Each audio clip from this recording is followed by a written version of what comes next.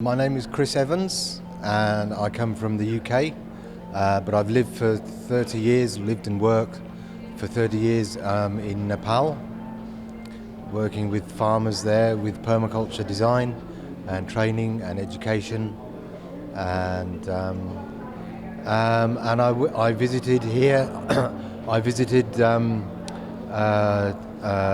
Venkat, went and stayed at Pastapur Farm for several days, so I met Venkat here, and then I went down to Oroville also, and we started a permaculture training in Oroville. But all the time was going to and from Nepal. So I was living in Nepal at that time. Well, I first went to Nepal as a volunteer with a forestry project. So that was to work with community forestry. And I was a volunteer, but it was a very big project. It was run by the World Bank and the FAO and the UNDP and the Nepalese government, and it was hopeless. It was a big failure. Well, I think Indian farming is in danger of being overtaken by international corporations. And it's not just India, there are many countries that have that problem.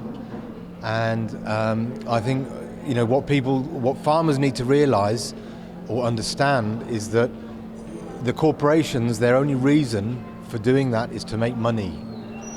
So it's not to help farmers become more wealthy or better farmers or have better farming for the environment. None of those reasons, even though they might say that's what they want to do, their real aim is to make money. That's what they want to do, and how they do that is by coercing farmers into buying hybrid seed, or GMO seed, and chemicals, and pesticides, and then farmers get in debt. Many farmers commit suicide. I know you have a big problem with that. In where is it, Madhya Pradesh and Andhra Pradesh as well. So yeah, and I mean the corporations don't care about that. They don't wake up in the morning and think, oh, it's so sad, a lakh farmers have killed themselves because of our seed. They don't think that. They don't care. They just want to earn money. So I think, that's a big problem. And one thing about permaculture is that it looks at solutions. One Indian farmer stood up earlier on and said, how long does it take to go organic? And what do you do about the decreased yields? And actually what we know now is that there is no decrease in yield. If you get a decrease in yield, it's bad design. It's not a fault with organic or permaculture or anything like that. It's about design. So what I'd say to Indian farmers is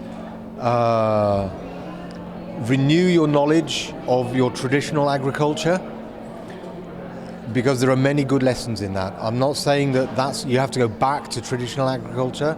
It's not about going back, it's about going forward. But traditional agriculture gives the knowledge of working with ecology, with agroecology, with natural systems. That is crucial. But with permaculture design, you can then start to look at, well, how can you be modern in your farming but still use respect to natural systems, to ecology, to the soil, to water, to biodiversity, to seed. So these are all important. But also maintain your food security and your good health and your learning, your education, because it's not just about growing a monoculture crop and earning money from it. There's so much more that is important to being as an individual, as a family. You have a family, you have wife, children, farmers have wives and children, and they're all part of the unit. And then you have a community, a village or a town. So you have different levels of action. So learn about your roots, your agricultural roots. be aware of what the corporations are trying to do, and start to learn about the alternatives. Go to see where they're being done. And then start maybe on a small part of the farm with a different system. And yeah, link up with other like-minded farmers. So that's what I'd recommend. What is the difference between traditional farming and ancient farming? Well, they're the same. It's the connection that farmers had with soil and water and seed and genetic diversity comes from hundreds of years ago, thousands of years ago. It's not new.